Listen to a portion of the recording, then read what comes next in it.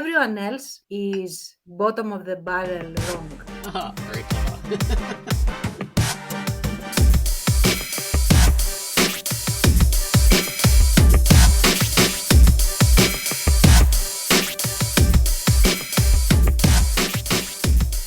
Welcome to the Quackcast. This is the Drunkduck Quackcast. I'm Ozone Ocean, and with me is Tarnson Baines. Hello.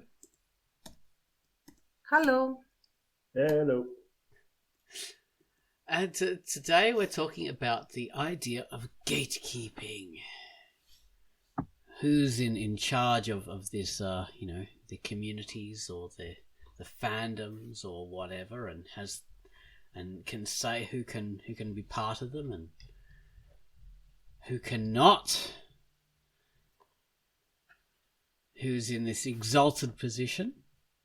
And there's all sorts of people in Gate who take the role of gatekeepers. It's really amazing. But we'll talk about that after we do our feature and the featured music. So we've got to bring up these things first. So this week, Quackcast is going to tell us about Tales of Omnizari. So, Quai, please tell us about Tales of Omnizari. Hello, this is Quackcast, and the feature I've selected for this week is Tales of Omnizari by Memo 333, and it is rated E for everyone. Farino has been ordered by the king to recruit 12 individuals for a boring, aka very important mission. His inner left wrist is scribbled with numbers and an incomprehensible language. The right wrist holds a countdown timer, and when it gets to 0, everything known, loved, and hated will be gone forever. In order to increase the amount of time, it is connected to a higher being that gives orders and must be obeyed. Omnizari is a world where men and women's roles are reversed. Unshaven armpit hair is a topic of casual discourse. It is here where the fox-eared, cheerful Vanitosa, known for their healing abilities, reside. The art is in a middle completion phase, with some backgrounds showing sketched outline work in grayscale, alongside complete and digitally colored panels. Spot the Roblox and Donnie Darko pop culture references, and read Tales of Omnizari by Memo 333, rated E. And that was Quackcast with the featured comic Tales of Omnizari. Okay, so next up we have featured music by Gunwallace, which was Sellouts. Now, in the words of Gunwallace, here's my somewhat lame attempt to do a ska theme with ukulele, drums, keys, bass, and horns, as per the characters in the comic.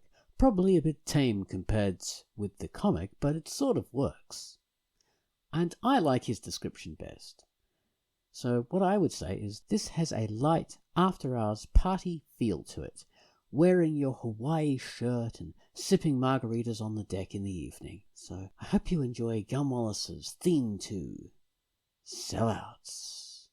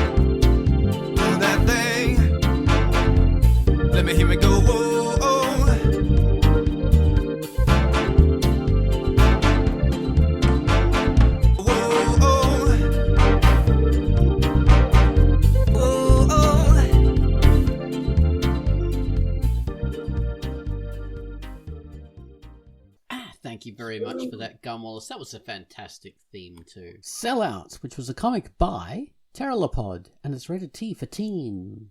Okay, so next up we have the actual topic, which is gatekeeping. Now, gatekeeping. See, this is Tance's expert subject. She came up with it for a news post, and then I got her to explain it to us in the video, which was good. On Patreon, yeah. Yeah. Excellent video. Yeah, Tance went all the way through. It was fantastic. You should see it, like with visual displays, charts. Yeah, whole Yeah. PowerPoint presentation and everything. Oh yeah. Costume changes. Who was the best? Pie chart was delicious. I tell you that right now. Blueberry. So gatekeeping is a thing. Tance, your example was of this person in an art kind of thing on Twitter, and it was sort of gatekeeping. You know, what's good art, what's tracing, what's fake art. So that's was a fantastic example. Fake art is the best way to put it, because that's what they were basically trying to get the entire art community to sort of go out and find, like I said, in a search and destroy mission, you know, of all the fakers out there, and fakers and the real artists. Yeah. Damn you, fakers. But I suppose one of the things that most people on the internet would know as gatekeepers would be in fandom communities. That would be the biggest, like, most familiar example to everyone. And this is like, it could be an anime. Well, a famous thing is nerds. Okay, so you're not a real nerd, or you're a fake gamer girl. You know, the fake gamer girl kind of thing, or the fake gamer because you don't play these games or whatever, or you don't know them. So, or there was the fake nerd thing ages ago. So if you have some, especially it was directed against girls for a lot of the time. So if they had like a T-shirt with a comic character on, and then some dick of a guy would go, oh, you know, but can you actually name any characters from this comic? Yeah, you a just pop like quiz. wearing the shirt. Yeah, you just or a metal band shirt. Oh yeah, metal. Yeah, like, oh, ha ha ha, is that your boyfriend's? You know, because you know XYZ from the band, and that's sad. That's very sad to do to a person, because it creates a whole, you know, pass the exam atmosphere for things that should be enjoyed however someone wants to enjoy them. Like for example, I am a huge Queen fan and a huge Sabaton fan. I have listened to most of their songs, if not all. I don't know how they are called, their names. And I don't care. I will never care what their names are. Why it's never something that for me is important in order to enjoy their music. I do know their style. I know their sound. I can tell it's them out of a gazillion different tunes. And that's enough for me. I'm a fan of the group. Do I need to know every single person's personal life and how they are called and how their grandmother is called and what they like for breakfast? I mean, why? Why is that important? Yeah. There's gatekeeping examples of that kind of stuff with music. That was a really huge one. And couldn't someone just like the way a T-shirt looks? Yeah, and they don't even know who the band is, you know, like that. They're not allowed to wear a shirt that they saw that they like, you know. Yeah. Without being shamed. Well, maybe their T-shirt is a starting point. Like they like the T-shirt, and that gets them into liking where the T-shirt came from, and then they'll like start looking at the comics because of that. But if you ruin their starting point, then they won't have a way into liking this thing. So that's the other part of it. Yeah.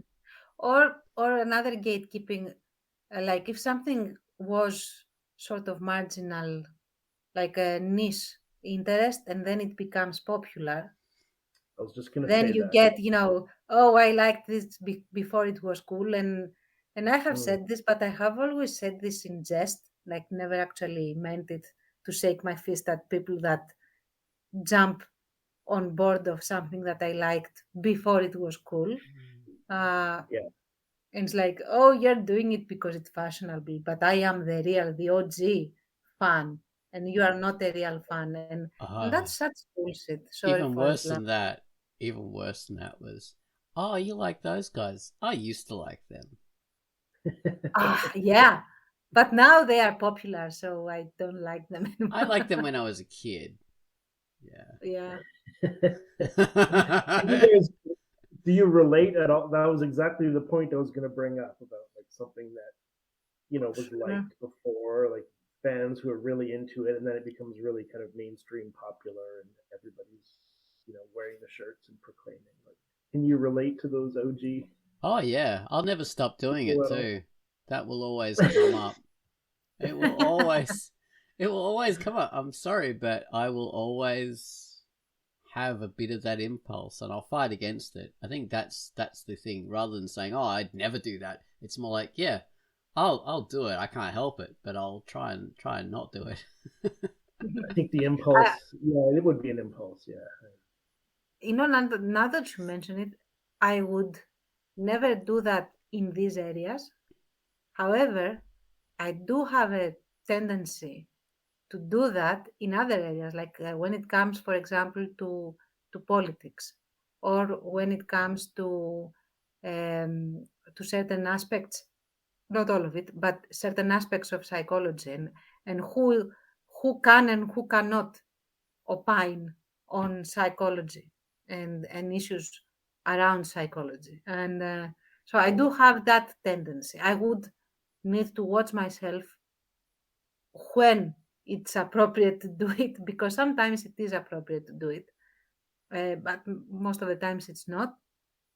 So that's when I would be checking myself. I don't Yeah. give a bleeping bleep who likes XYZ thing that I also like, and when they started.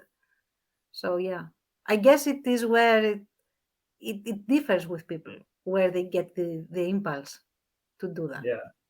I mean, I will say that I feel like I freely will like in our conversations on the podcast will like delve into psychology sometimes. I have an interest. And I've never felt from you any kind of like shut up, Baines, even though I see it on your face almost all the time. Well, you know why I have never felt the need to tell you shut up, Baines. First of all, because your comments are um, they are not shallow. I don't know how else to say it. Well, thank you. um, there are. I'll give you an example. For example, I was in a bunch. I was in a group of girls that were not psychologists, young women, let's say, and they were talking about psychology, and they were saying the most like ignorant things. And when I say ignorant things, to the level of, oh, everyone can do psychology because we all have, the instinct to feel the aura of other people and stuff like that. And Oh that really dear. got under my skin in like minus 10 seconds, like that fast. And I was, well, I wasn't rude, but I basically made them feel really bad about having a shit take. So what I told them was that no, not everyone can feel the aura of, pretty much. You have to have certain principles, and you can have a natural talent in being very empathetic, and being able to understand uh, like the emotional state of someone else, blah blah blah. But knowing where that comes from, how to react to it and how to deal with certain things. No, you have to get some education on that. And they were not appreciative, but I didn't care because I felt that they were idiots. So That's the key to that being a was my gate. gatekeeper. Yeah, that I was totally gatekeeping and You've telling them gotta- that they cannot do psychology just Yeah. because they have an indigo aura about them. You've got to So consider the people you're gatekeeping against to be idiots. No, I'm yeah. being unfair, but they were really idiots. But you do consider the people who you gatekeep against to be idiots, say in fandoms and stuff like that. That's one of the gatekeeping characteristics. Unfairly in that case, rather than it was fairly in your case. I mean, like we're talking about the positive aspects of gatekeeping in that, like qualifications. Okay, there's a positive aspect because you keep people who are not educated within the field out of the field. So they're not going to slate, like unqualified doctors, that kind of thing, unqualified lawyers, blah, blah, blah. Name anything. Yeah. Unqualified plumber. Oh my God. An unqualified plumber is a menace to society. Electricians too. They could kill people. Yeah. So, yeah. Like standards and regulations and all that stuff. That is, I don't know if that's necessarily gatekeeping. Like, it's definitely a good idea to have those. Oh, now that you mention it, the recent tragedy with Ocean Gate and the Titan. The guy that basically made this tragedy happen was accusing people that had people. I mean, the group idea of having regulations and having to pass certain tests as gatekeeping and limiting innovation and his genius. So there you go. Yeah. Yeah, because it's totally gatekeeping to stop people from using parts not rated for the pressure. Totally rated for 1 kilometer down versus 4 kilometers down below the ocean. Yeah, that's totally gatekeeping. How dare you rain on my parade and want to keep me alive? Yes. So there are positive aspects, but so in fandoms it's usually not positive. I think one of the biggest things where gatekeeping affects me is I can't remember lines from films or lines from TV series. I just can't remember them. And usually people who are fans of this stuff, they know every single freaking line of something and they can just recite it verbatim, and I just can't. I don't even know where it comes from. I used to do that. So yeah. So I sort of feel like go on. It's fun. No, I was saying that I used to know every single line from every single Disney movie and all the fantasy movies of the time. Like I used to know it all. I could recite the entire script. But yeah, that's not a qualification to be a fan. No. The most I can do is I can sort of give the theme of a line rather than actually say it. Like, I can't actually quote verbatim. But I did feel that it was gatekeeping from the people that would do it because I couldn't do it and I couldn't be part of that. That excluded me from joining in. You'd be like socially, excluded or whatever. Yeah. Yeah. Oh, okay. So it did turn out to be gatekeeping. So there you go. Yeah, that's also like a matter of manners. If you see that someone cannot participate and they are just standing there, like stop, do something else that they can also participate in. I think that's basic decency if you are, in a group of friends. Yeah, that happens. But all right, so where do we like to gatekeep with pop culture? I know I like to gatekeep with, or did, I don't know if I like doing it anymore, but I used to like doing it with fantasy and with maybe sci-fi, I don't know, but definitely Lord of the Rings kind of stuff. I used to be a bit of a gatekeeper. Then those damn movies came out and everybody knew Lord of the Rings, so you can't really gatekeep anymore. But Yeah, I do Well, try. you can, but you have to like study the Silmarillion and the Oh, appendices. I've read the Silmarillion. I did Yeah, go you through it. need to study it now. When you say you would gatekeep, what do you mean? How did that express itself? Well, okay, so when it comes to like people who like Dungeons and Dragons, so I wouldn't really consider that back in the day. Now I don't really care. But back in the day, I really didn't consider that real fantasy or real kind of like, those aren't real elves, those aren't real dwarves. They're just like a third hand copy of a copy of a copy of something that's taken from Tolkien, really. They're not. Mm-hmm. They're not original ideas in their own mind, like orcs don't actually come from anywhere but Tolkien. That's where they come from. That kind of stuff. So I was a bit of a gatekeeper in that regard for those things. And, I'd read a lot of epic fantasy because epic fantasy was a big thing back in the late 70s and the 80s. Epic fantasy was all. Now it's all different kinds of fantasy, but back then, those were the things. And there are only very limited authors who could write epic fantasy well. And like I'd read them. I'd read all of them. So I was a bit of an epic fantasy gatekeeping nerd, I think, back in the day. But yeah, okay. Now I haven't been into that for a long time, so I can't really claim that status anymore. Right.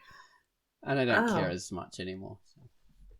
What I used to, and I still do, if I will do it if someone really goads me into doing it, I guess. But what I used to gatekeep a lot back in the day was was world building. Like I didn't care how you defined your elves or your dragons or what have you, but I would look for all the problems in whether your world makes sense. So, for example, Okay. does the magic check out? The magic system, I mean, that you are proposing. Does it make sense for this world? These nations or realms that you have, what is their socio-economic situation, and does it make sense for them to be the way they are? And where are the rivers? Where are the mountains? Why is this entire realm a desert when you have water elves, for example? That sort of thing. Yeah. So I really enjoyed doing that, and I probably was obnoxious about it. Not probably, I was obnoxious about it because I felt that I could do it well. And nowadays, I will not bother. But if you piss me off in some way and you really want me to sound off on something beyond the typical, like, oh yeah, that's an interesting world you have there, yeah, okay, it's nice, but if you really piss me off, then I will start saying, but have you considered this, have you considered that, but not in, I will not go and say, oh, your world is trash, that I might have said in the past. Garbage world. Yeah. Well, I would have done it about Doctor Who because I grew up with the original series of Doctor Who. Just grew up with it. Watched it from when I was really little to when I was when they cancelled it. But it's pointless doing that now. This is an interesting kind of thing to talk about because so I enjoyed the original series, but trying to gatekeep against the new series people is pointless because they so massively outnumber anyone who likes the original series that if you try and gatekeep against them, they'll just go, what are you talking about? I don't care. You're just absolutely like fighting a losing battle. No one cares about the original stuff, or anyone who just wants to stick with it. They go, yeah, sure, Granddad, that's your thing. We'll leave you alone. We'll just talk about what we enjoy. Boomer or Hoomer. Yeah. And you know what? I understand that someone that has been introduced to something at a later date and they know that as canon, I understand not caring, uh, and I'm fine with it. However, again, it depends on the discussion. Because if you want to really get down in the weeds and discuss some kind of setup or a premise or an IP or what have you, you should be able to take the feedback that people that were the first generation of fans have to give. Um, and then again, there are limits to certain things. If you bend something out of shape to the point that it is unrecognizable, then you basically are better off saying that we are two different fandoms and liking two different things that happen to be connected, but they are not really the same thing, and be done with it. Yeah. Yeah. I mean, that happens. I mean, I remember this.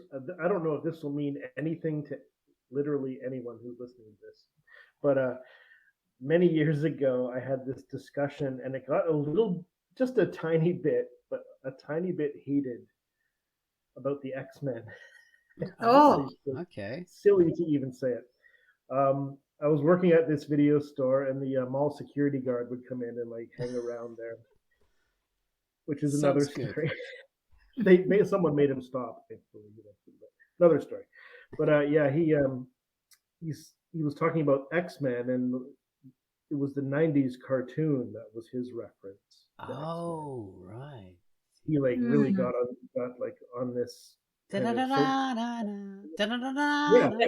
very like, and that cartoon has a massive fan base. Like, I think maybe the majority of fandom like found the X-Men that way. I read the comics earlier, so I knew them from the comics and reprints going back to the original series. I really liked them.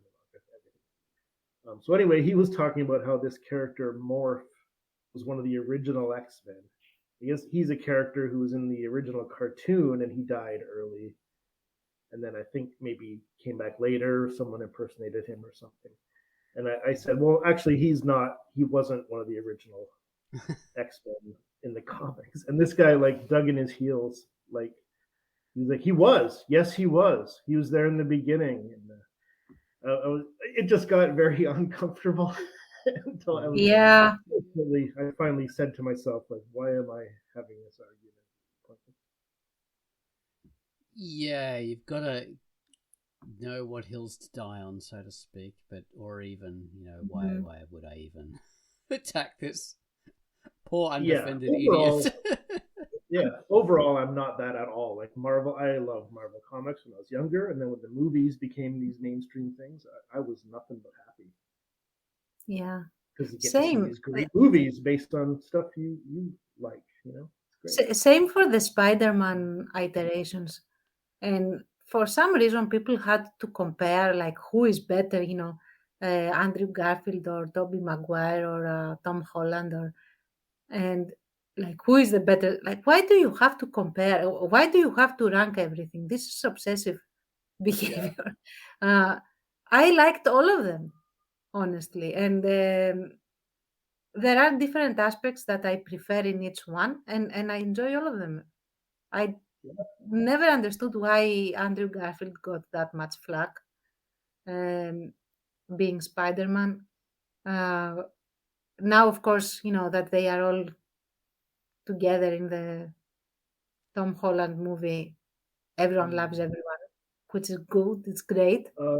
It was nice to see Andrew Garfield, especially. I didn't even see his movies, but I know they got slammed. I think it was Yeah. the movies more than him, but he got a lot of praise for his for that multiverse. Oh well, that's good. I saw his movies. They were okay movies. I mean, Yeah. Yeah, I have to watch them. I've never seen them. It's fun. They are fun. The only Spider movies I've seen were the Tobey Maguire ones, which I thought was good. Even the third one that everyone hates, I liked. Mhm. I mean, it was a bit silly in some aspects, but it was okay. I liked it. The one that I've hated was the first one with Tom Holland. I just absolutely hated that one. I haven't seen that, And I will honestly. gatekeep against it because it's a piece of crap. And now let's okay, one thing I do gatekeep in art. I found it finally. I like seriously gatekeep, and I will even consider dying on that hill. It is when you are misrepresenting history Oh and yeah. you are not making it known that this is like an alternate universe. Say it is an alternate universe and go rampant, like kill Hitler in a theater. Why don't Yeah. you? I will love it. But if you tell me that this is a documentary, then I will be pissed, even though I like the movie. um, so yeah, that is one thing I hate to my guts. Presenting history wrong for whatever political agenda you have. I don't care what it is. I hate it, and of course I'm thinking of the Cleopatra thing with that was produced by Jada something Smith, um, Oh yeah, and Will that was Smith wife. Yeah. yeah. Terrible family that group, aren't they? It's I, weirdos. I, honestly, I don't know, and I don't care. I care that they misrepresented, and I would care for any historical personality that is misrepresented in a documentary or in a docu series or a docu edutainment or what have you. Something that claims to be based on scientific research and reality. Uh, yeah, Yeah, that I will gate. I agree with I that. will Yeah. absolutely gatekeep the shit out of that, and I think that that is good. That is good gatekeeping. Uh, Yeah, we need more people that gatekeep against messing up reality. Because the thing is, it's people go, oh, but it's a movie, but but it's not. the reality is, if we see a representation of something, people do take it as fact. That just Hmm. happens. So You know that's what? just how it There is. are ways, like I said, to do what if scenarios. Like Yeah, go rampant, explore. I mean, who's stopping you? But you have to acknowledge that this is not what actually happened. This is just a work of fiction, something that you want to explore, which absolutely, go ahead and explore it. Um, but don't try to tell me that this is, I should accept, you know, something that is obviously objectively wrong just so I will not be called XYZ. all right, so then we're going like sort of side on into the idea of people who gatekeep like political um political positions, so to speak, pop cultural political Mm. positions. Really, that's really what it is. Like oh, because they're making Cleopatra a black woman, you should be behind that because as a left wing kind of person, you've got to support those ideas no matter what. It doesn't matter if there's any merit to them. You just have to support it because it's left wing. Yeah, So no, there you no, go. it's not happening. And I have been often positioned by actual communists as being left of communism. So maybe I That's am, pretty the good. most qualified to say what is left and what isn't. I don't know. Uh, however, that said, and that's a joke, okay? Uh, no, I will not do that because someone is wearing the leftist hat. And yeah, Well, no. Well, I think one of my ideas, of course, I sort of mentioned this to you guys earlier, was that we have this tendency to think that our positions are unassailable, or Mm, unchanging, or permanent. This basically it goes back to the old modernist idea that there are certain truths, and postmodernism sort of gave us the idea that a lot of truths are relative. Mm-hmm. which has a bit more to it. I mean, there's a balance between these things. In some respects there are kind of unassailable truths. So like gravity is like a certain speed, or the speed of light, or like certain physical laws. They're not really based on your relative position to something, but then again, there's a lot of other things that are just based on your relative position, and that goes for culture and everything else.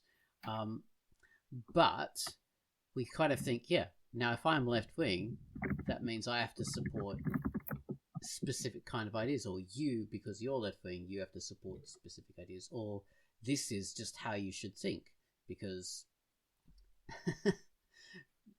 because these ideas are wrong, these ideas are right.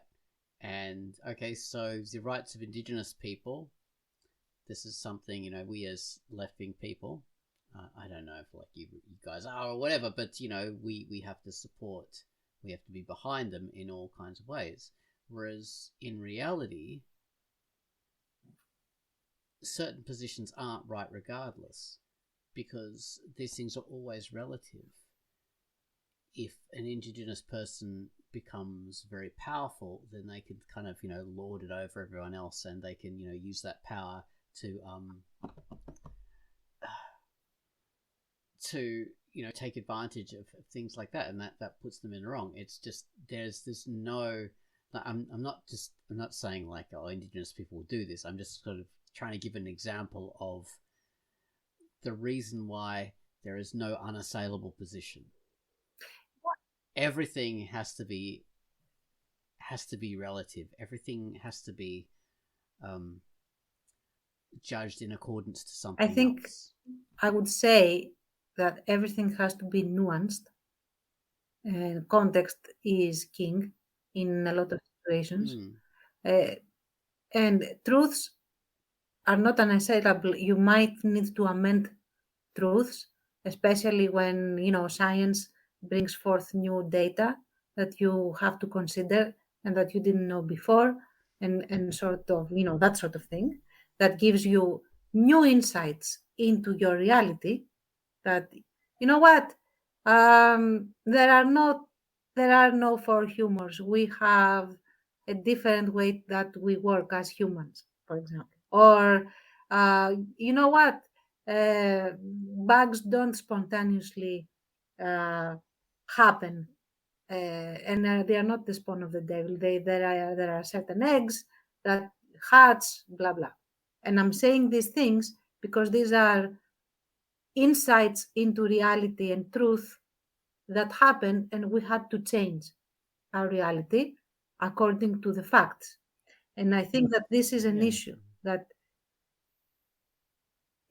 and then when you have the facts, there are nuances, and all of this has to be taken into consideration. Like it's not that everything is relative, it's that the same principle will lead you to a different result if you have different facts that go into the equation. Yes, that's very true. It's very true. Like say medicine, for example. So as you were just bringing up then, so medicine, we've come to a consensus the way medicine functions and the way we should train in medicine, that kind of stuff. So there was back in the 90s, I think, this whole like alternative medicine sort of gained in prominence and tried to weasel its way into the mainstream. And a lot of people believe that's because it's opening up, it's making stuff more free, and sort of it's incorporating these different ideas. And the reality is that the real push behind alternative medicine getting in was just funding. It was basically these people who are just trying to make money in different ways. That was all it was, and it's still the drive behind it. And there's no such thing as Western medicine. That's a total myth. people bring this up all the time, say, oh, Western medicine or Eastern. There's no such thing as Eastern medicine or Western medicine. It's just medicine. In China, they practice the same medicine as everyone else. In India, in the furthest east you can get, it's all medicine. The stuff you call Chinese medicine or traditional Chinese medicine isn't practiced over there in the hospitals. That's practiced by like con artists and things like that. The way it's practiced everywhere. But so medicine is like one of the truths we can say in a way. But that is context sensitive as well, because there are all different ways that medicine can be applied to people that are better. Yes, Baines. Bon Jovi was very fond of bad medicine. Mm-hmm. And I have to also say that doctors are not immune to being dogmatic where they shouldn't be, and forcing Yes. truths that have been already debunked. And one of the most notorious ones was, washing your hands and disinfecting your hands before, going in to perform operations. So, and how they uh, ran out of the room, the poor guy that told them, To wash their hands. yes, facts show that you should wash your fucking hands. Sorry. You have to bleep that out. Sorry. Um, All right. not, note the time and bleep that out. 44. 44:27. Yeah. That's true, but I was going to say, even from that aspect, there was like how like medicine is applied to women as opposed to men. So there was this idea that a lot of things, heart attacks and stuff like that, like the same tests, the same studies were used to to like work on risk factors, or say, oh, this you've got like an 80% chance of recovering from this particular like operation if you have a heart operation, but that's based on mainly studies on men, and it really doesn't take into account the different issues with women. Yeah. Because so there's things like that are very, very context sensitive. There is also this tendency for certain symptoms to be hand waved away, like, oh, it's just stress, if it is a woman reporting it, which is not very flattering for the medical community. But there have been studies, and that's why I'm mentioning it, that the same symptoms get different differentials, like different diagnoses, depending on the patient gender. So, yeah, that's true. Like women will often have, oh, this is just a yeast infection, or this is just a UTI. Stuff, just dismissing certain issues based on things that women commonly have, whereas, it could be something that really should involve more investigation. Or the consideration, for example, you mentioned heart attacks. There is not always, but there is a very considerable chance that, for example, heart attacks will manifest different in women than in men. So they will have different symptoms that should be investigated for potential heart attacks, that because they are not, the typical symptoms that have been seen in studies involving only males, doctors tend to dismiss it, and the women that are having a heart attack are sent home. So and they can die from that. So, yeah, it's because there's this idea that women don't really die of heart attacks as much, and no, they totally do. Yeah. Yes. Okay, so we've sort of diverted a bit from our gatekeeping, but let's bring it back to nerd culture then. All right, so we're all fans of Star Wars, so I don't know how we gatekeep though. I mean, I suppose we do. Like, I would I'd gatekeep against people who are saying they're Star Wars fans but are mainly enjoying those bloody cartoons with Anakin and all this and the Clone Wars stuff. I would gatekeep against them. I mean, I guess there are Like someone fans. who came to Star Wars after. Yeah, there's all kinds of divisions of people who are like the original trilogy is the only true Star Wars, or the originals and the prequels, or only George Lucas Star Wars is Star Wars. I mean, I don't know what is required to qualify that as gatekeeping versus just having an opinion. Where I see the gatekeeping that annoys me comes from the people who are at the studio who took over Star Wars in particular. Oh yeah. I mean, George Lucas had his ups and downs with fans, but to my knowledge, he was never argumentative with fans or and anything like that. With the Disney buying Star Wars, I apologize to everyone if you're hearing all this or you don't want to hear all this, or you've heard enough of this from all over the place. But to decanonize the EU, which was all the books, that kind of kept Star Wars going. Yeah, that's the extended universe. Expanded universe, yeah, of Star Wars. Expanded. Large fan base and everything like that. Like to sort of decanonize and dismiss that. To sort of do Star Wars in a way that seemed to alienate a lot of the fandom. And then to dismiss those fans as sexist, racist, or whatever, like that, to me, that's the gatekeeping. They actually have the authority over the property and are dumb enough to be arrogant about it and probably lose in the end, I think. Yeah, they do, and that's another thing. Again, okay, this is a fandom, so everything is about an imaginary world.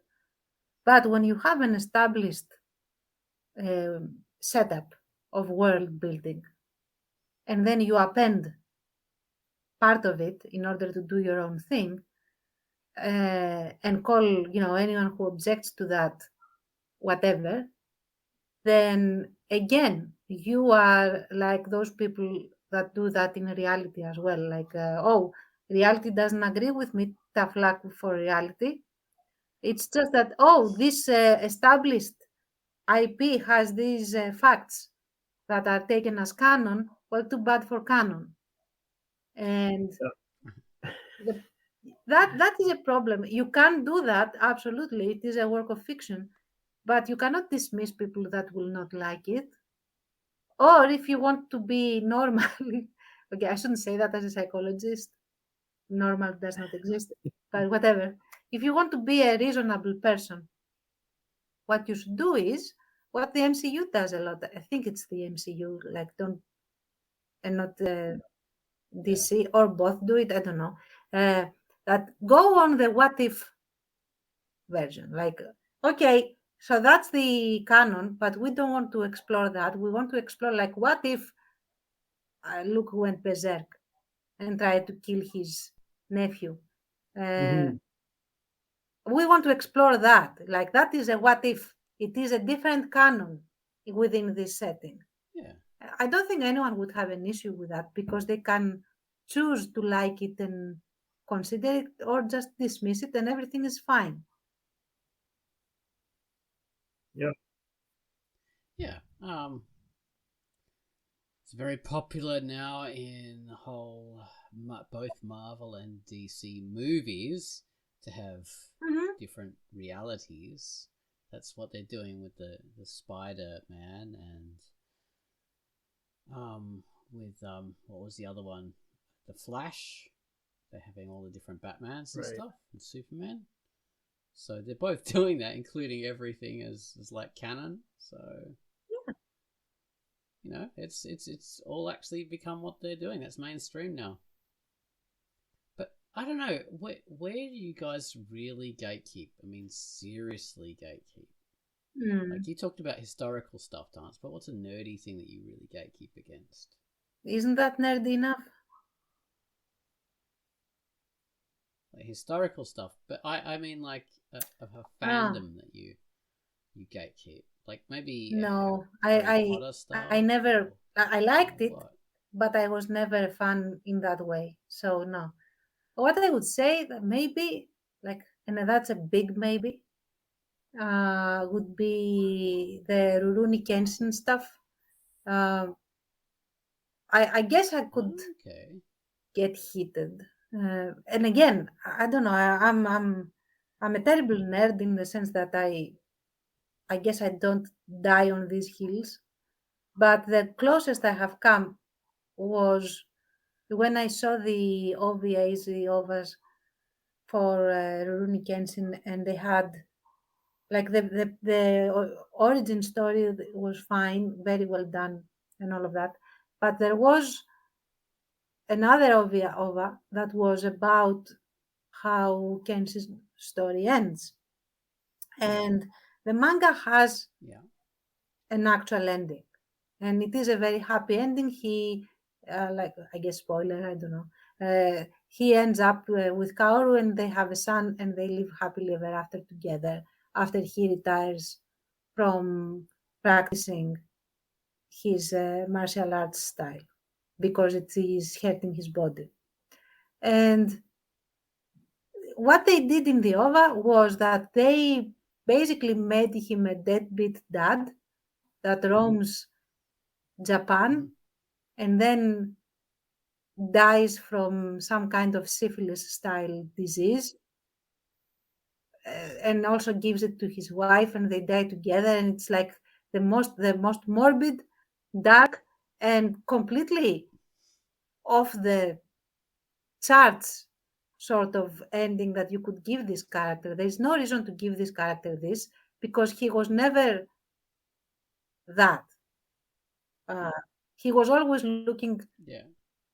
to have a place to belong after a point. So he would never abandon his family, like never abandon his family. So anyway, yeah, that caused a rift in the fandom anyway. So all the fans that were fans from the mangas and had to sort of tolerate the the spin-offs in the anime, they were up in arms about this OVA. And then there were the other ones that were like, "Oh, you just are not sophisticated enough for a realistic ending." And like, where is the realism in this? We are talking about it like doesn't make sense to his character. Or anything else. Yeah, not Fantasy even story.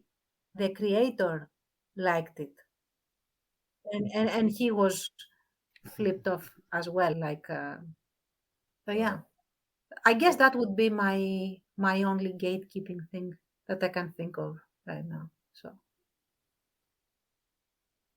Okay. I mean, for me, it would be Ghost in the Shell because it was love the manga, love the first movie and the TV series, which was the standalone complex. First one and the second one, fantastic. But all the later stuff is just crap, including the movie with Scarlett Johansson. So I would yeah, gatekeep against that stuff. People who like that. I guess What it about would you, go Bones? to similar to what Tans was talking about with character integrity. Um, I mean, Marvel is one thing. It's kind of gone down. Star Wars would be the big one. The character integrity of Han, Luke, and Leia, yeah, Oh for yeah. sure. and the world integrity of them as sort of the pillars of the world and what we imagine the world might be 30 years after Return of the Jedi. It's Hmm. what a disaster, Yeah, and yeah, it can't made can't be in on that. I would also gatekeep that. So I'm yeah. with I mean, Baines. yeah, yeah, I would have. I've pretty much given up after years of Mm. emotional turmoil. I think Emotional we're the damage. gatekeepers of that. I think we lost. Our side lost. So Yeah, it's what it is, you know. I'd gatekeep against the Ah, against. Hobbit. movies. Okay, That's pretty. the movie or the Ah, okay. The book is Okay. great. Yeah, I the love the movie book. is The terrible. movie. Mm.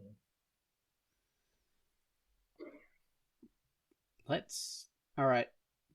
We're gonna be kicked off by Google. Should Up we to you. extend it just a little Up bit to you more guys. to talk about? Yeah, I want to. I want to extend this. I want to talk Okay, about open that more gate stuff for a few more that we minutes. will gatekeep against.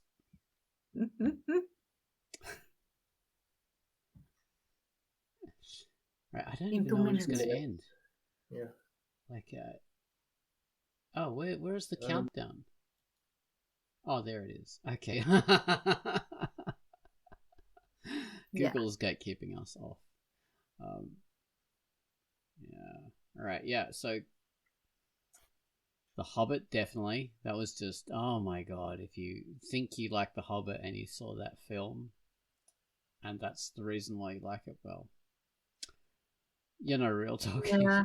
Sorry. Yeah, you I'm know gonna what? I gatekeep do against understand that. Like, the more I explore gatekeeping, the more I find that I could be on board with certain game. Join us. Join us. And actually, I'll go even further and I'll say, look, the movies, the Lord of the Rings movies.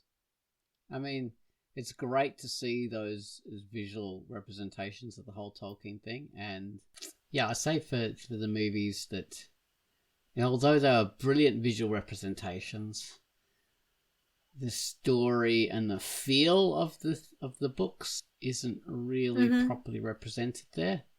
So I would gatekeep from the point of view that if you really want to like feel the story, you have to read the book. 100%. I would say that out of the three movies, the one that is most faithful and closest and is the first one. And Yeah, then I'd it agree. just evolves more and more. Yes, And then adds exactly. insult to injury by basically omitting the ending, that I think is where the real juice of the theme lies, um, which is, the scarring of the Shire, and Definitely. how different the hobbits are, and in what different developmental stages they are, and not just the hobbits, also everyone else. Uh, I felt that was not only a disservice. I felt that was a big f off to Tolkien. Well, yeah. Well, I think the filmmakers really didn't get it in a lot of ways, because this is okay. So this is a movie told by a New Zealander with American actors, and everyone's coming to it with their different cultural backgrounds and stuff. But you really got to understand that this is an essentially very English cultural story about someone who's been to the First World War. It's not based on the First World War, but it's based on the experiences of a man who has been to the First World War. And the whole idea is it's this rural, like, British cultural kind of attitudes suddenly vomited into this like war-like situation that's totally outside of their experience, and their homely rural common village life is no longer, that can no longer guide them, and they're sort of set adrift in this warlike world, these tiny people with their tiny, cozy attitudes and stuff like that, and how it affects them. And so we have, the big heroic characters experiencing these situations, which, you expect heroic characters to experience it well, but we have the perspective of these smaller little characters, and with their cozy ideas, who are really meant to represent us, and they're experiencing these awful, horrible things, and they're really, having a hard time of it, as you'd expect they should. And they come out of it, pretty well and pretty heroically. But then the scarring of the Shire is meant to bring it home to all the people who didn't get to go out into this big wide world and experience these horrible things. It's like, yes, these horrible things are happening and it's affecting the whole world, and you're going to get affected by it too, and this is what happens to your home. And that's like it sort of de-epicked the whole thing and sort of brought it home in a far more gritty, visceral way. So that's why you really, really need it. It's a story about the hobbits. It's not about Aragorn and about Legolas and his cool stuff with the frickin' dwarf and all this made up, we're comparing kills. That's bullshit. And there's it's also about another the hobbits. thing. They completely so did a disservice to the hobbits. Not only Frodo, that is completely eviscerated in terms of character design from what he was and into what he developed and all of that. And they completely misunderstand the relationship between Frodo and Sam. And there is also a complete misunderstanding, and they do not really show it, the visceral racism that exists between elves and dwarves, and how that is overcome with the Legolas and Gimli. It's not an easy thing, and you watch it develop and happen, and they do not explore any of that. And you see that, and as a fan of Tolkien, you expect to see certain scenes that are, so pivotal in character development, and all of them are gone. Like, all of them, every single one of them. Because they didn't get it, and I think it comes from we've experienced like, I don't know, 50 years of Dungeons and Dragons elves and Dungeons and Dragons dwarves. Why they don't understand this? Because so Tolkien, because Dungeons and Dragons are a completely different thing, and Tolkien is a completely different thing themselves. They could, like, Tolkien gave rise to the whole fantasy genre and elves, dwarves, blah blah. Okay, fine. However, the setup of Tolkien is completely, it reads like a history book. If you read it, it's not it does a story like gung ho, we're going out there like a party and we're going to have fun and find the inn and the wenches and mead and whatever.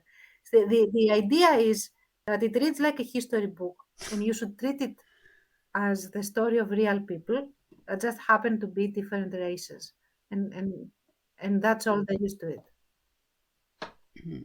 What I was trying to say was, because of the 50 years of elves in Dungeons and Dragons and dwarves and stuff like that, is that people think they know these characters from that, and the writers think they know, and the director and the actors think they know what a dwarf as an elf is, because they experience it in that kind of context and derivative fantasy. But like you say, it's completely different in Tolkien, and they didn't, like, what they should have done was totally like burn out any kind of ideas that they knew what elves and dwarves are, and just also totally I take them think from that what they wanted books. to tell was not the story of the hobbits. It was the story of Aragorn more that they wanted to tell, the vagabond true king to the throne, and his love affair, and all of that, and everything else was peripheral, which is fine, but then don't call it Lord of the Rings. Give it some other similar title, but it's not Lord of the Rings. Lord of the Rings is the story of how a frigging hobbit was the ultimate undoing of Sauron. And that's all there is to it. This small, plucky little character. Yeah, exactly. Yeah. Because we are real fans. I would agree with you, Tons. I mean, this is the kind of gatekeeping that serves the franchise well. I tried to read The Hobbit. Yeah. Creators would bear this in mind. Yeah.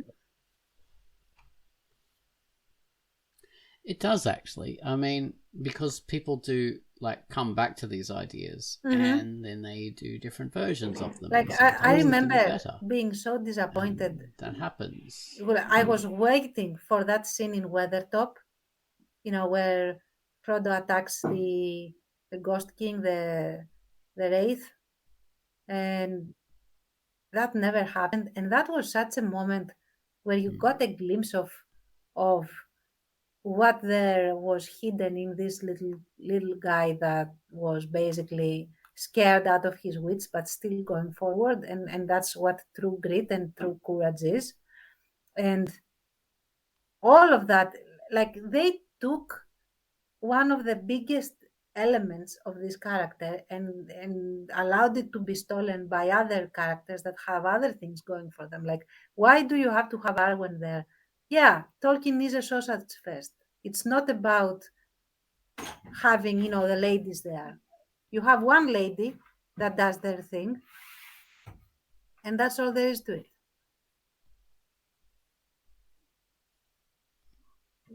Yeah, it's limited in that way, yeah. But because of the cultural context from which it comes from, but not only that, but the literary context from which it comes from, the kind of stories that he would have been building on. So by eliminating that, you're eliminating a lot of And also, the you know things that what? makes the story good, wanted, makes I the mean, story I unique like and interesting. Viggo Mortensen as Aragorn. He's very iconic by now. But I would really have preferred Aragorn as he's in the book, like a guy that is not handsome, that is very weather beaten and very jaded. And he stops being jaded gradually by his exposure to these hobbits that he has to protect. Uh, Right. yeah, Yeah, exactly. yeah, They bring him new life and new perspectives on things. Yeah, and they sort of, that was one of the purposes of the hobbits, because they were protected from everything. They had a bit of a purity about them, and when they were like exposed to this kind of stuff, it sort of changed them and harmed them, but they still kept their strength regardless, because they had some sort of inner strength. And these other characters found that inspiring, and it sort of gave them new life, which, these kind of perspectives the are connection incredibly between valuable Aragorn to and the the hobbits story, is and completely just to lost in the not have them movies. in there. Which is they like Aragorn and Frodo have a very special connection with each other because they are both leaders, but in a completely different way. And Frodo is not a leader in the movies at all. So there you go. No, even his with Sam, he's kind of a default leader in that kind of relationship, but Sam takes over because it's that kind of the servant relationship, the Batman as they had it, like, because like the English officer system, an English officer of a certain rank, I think it's a captain or something like that, would have a Batman, which is someone taken from privates, and Like an ordinance, basically. they would be like the servant of this officer. And so so they would help them shave or whatever, or pack their gear, or wash their stuff, polish their shoes, all this kind of stuff, and just fetch and carry. But you have this master servant kind of like attitude, but these people also become brothers in arms. I don't know, and that was the kind of situation and in the beginning, you're meant to Frodo have is with Sam and absolutely Frodo. the one that protects Sam in the beginning, and he eases him into this bigger world that he has absolutely no wish to be in, even though he wants to see the elves and all of that. And then when Frodo goes down because of Shelob, then he steps up because someone has to, and that is very important. But up to then, you had a very strong leader in Frodo, who, by the way, never believed the Gollum about anything. He never trusted the Gollum, and he was never, waylaid by the Gollum. What was that? That was so wrong in the Two Towers movie. So yeah. I don't know. Well, Mhm. the other important aspect is class. That is a very important distinction between those two characters. So class is massively important in a lot of British literature, and more that a lot of British people don't even realize, because it's such a part of their culture, that they don't even realize that class is such a big factor. And there's a huge aspect of that relationship between Sam and Frodo. Class is the thing that separated them. Class, which is evidenced by things like accent and attitude and clothing and way of life, education. In these kind of ways, Frodo is completely different from Sam, and for them to come together and develop this mutual respect is sort of showing that that they're breaking down those class barriers, which is very, very important. And that did happen in the First World War. So Tolkien would have had, first-hand experience of that, not only with himself, but, seeing it happen with a lot of other people. And that's incredibly important, because without that kind of dire situation to, life and limb, those class barriers wouldn't ever get broken down. And those two people would always have a distance between them. So it's incredibly interesting and amazing that they are able to do that and come together as friends, which wouldn't have been possible to the degree that they do become in the end, friends. basically bequeaths everything that he has to Sam. That is huge, because that just didn't happen, and there were other relatives that normally his fortune would go to, and he just scraps them and just gives everything to Sam and makes him his heir, and that is huge, and it makes total sense. And again, it is within the context of this very structured society that they come from, even though they are backwater or whatever. So yeah, all of that nuance is lost in the movies. Like, the depictions are excellent. I more or less imagined the world looking like that. But everything else is a travesty, in my opinion.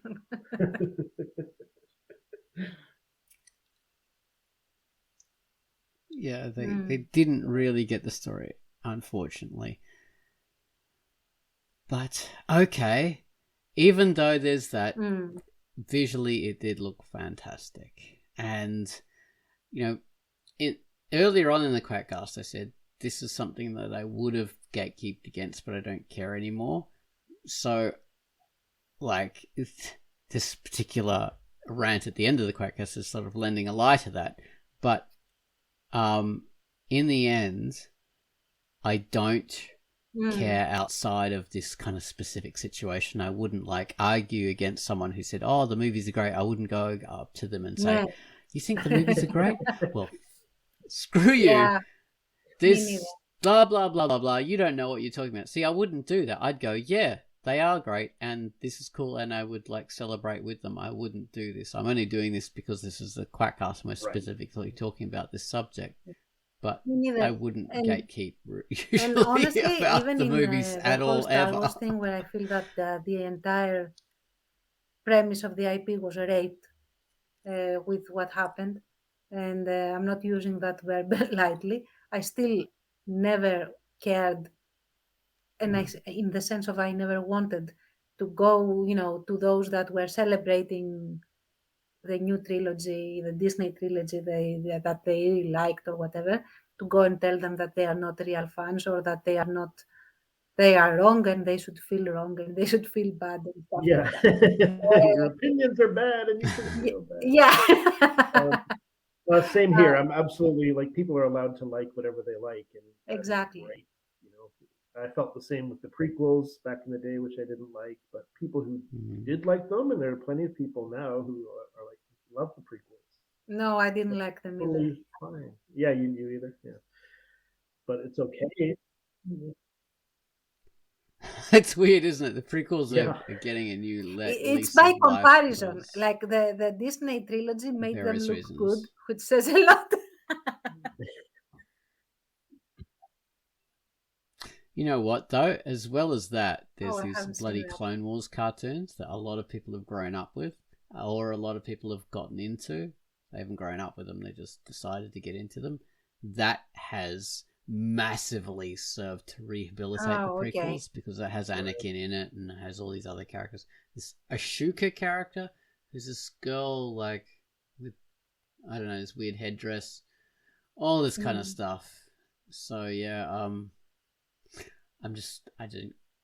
I can't stand the cartoons, to be honest, because they've got great big eyes and big heads, You know, and the cartoons always kind of end with oh my God. Anakin, you Okay. silly I Billy, haven't seen them, so I have you no know, that opinion kind on of those. bullshit. Yeah. But now, for example, with the Avatar: The Last Airbender,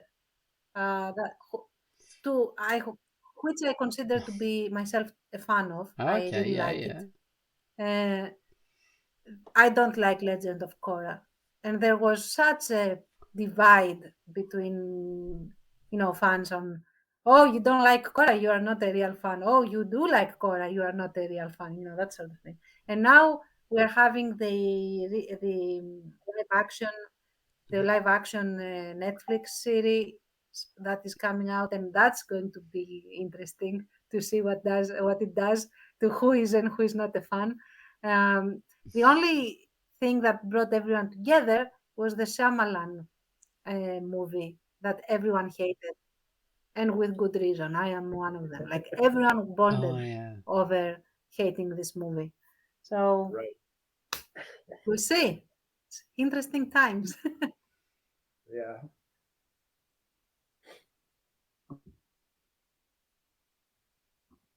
Yeah, the Shyamalan movie, which was, from what I've seen, nothing to do with the cartoon. Really, they may as well have all been blue on a water planet for as much as it had to do with Avatar.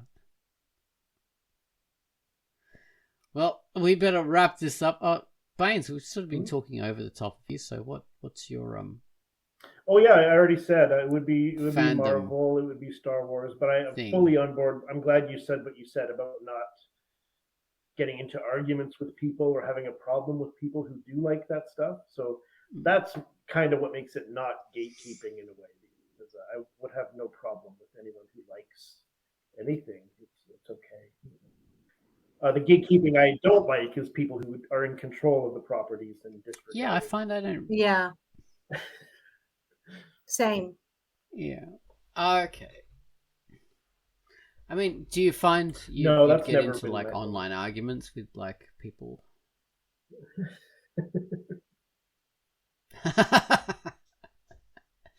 Like I would back in the day with Doctor Who, I suppose, but then again I quickly learned that there was really no point to that because it's just irrelevant.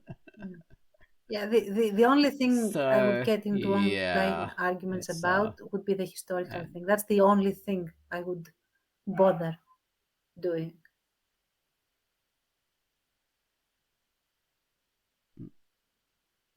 yeah. You don't like. Okay, so with fandoms and that kind of stuff, yeah, it's hard to sort of get enough passion anymore to really get on board with that, and especially you don't want to ruin someone else's passion and ruin their thing, because although they're not into the thing that you're into, they're still into something, and that's fantastic. And so it's good to support everyone's passion. Although, say with other stuff like swords, I know a lot about swords, so I'll gatekeep about that to some degree. I don't know. Like historical fashion, I know a bit about that. I'll gatekeep about different examples of that. So yeah, there are things that I would still gatekeep about. but they're more towards what you were saying before, Tance, about things where there is a bit of an objective truth. So there's where there is stuff that is more an objective truth, and I know more about the objective truth, then I can be more of an authority on that kind of stuff. So I can expect my position to be, slightly more correct than someone who doesn't have that background or knowledge about those kind of things. So when you do have something that is a bit more objective, you have a bit more legitimacy to your position if you want to set yourself up as an authority to some degree. Like, although it varies. I mean, there's that artist that reckon they the thing is, especially, you know what the only thing that they managed to do, these artists, and we're going full circle, is that they showed themselves to be very insecure in their own art, very petty, and not very knowledgeable about the craft itself. So it backfired, in my opinion. It backfired royally on them. So yeah, that's like a real common example of gatekeeping is the you'd call them the grammar Nazi. So that's the person who who either sets themselves up in a very snooty, pernickety kind of way and corrects someone's spelling or their grammar. But when they do that, of course, they usually leave themselves open to being corrected themselves.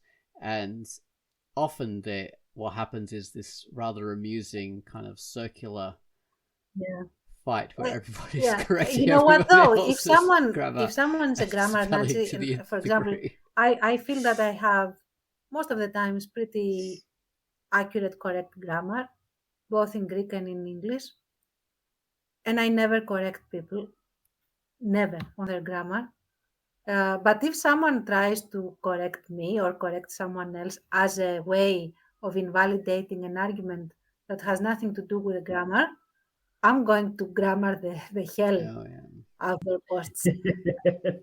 On principle. I'm going to do it on principle. I might not have had a bone in that argument and in that... But now I am just going to be the troll that goes in and marks everyone and everyone's, like the grammar Nazi's grammar.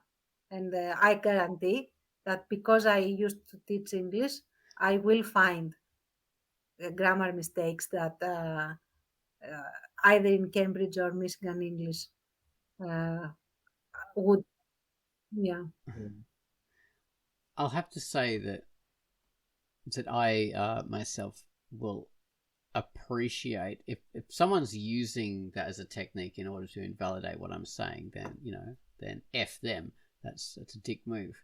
But I'll appreciate someone correcting my spelling in a nice way, or correcting my grammar in a nice way. There's a helpful. whole different nature and quality to that.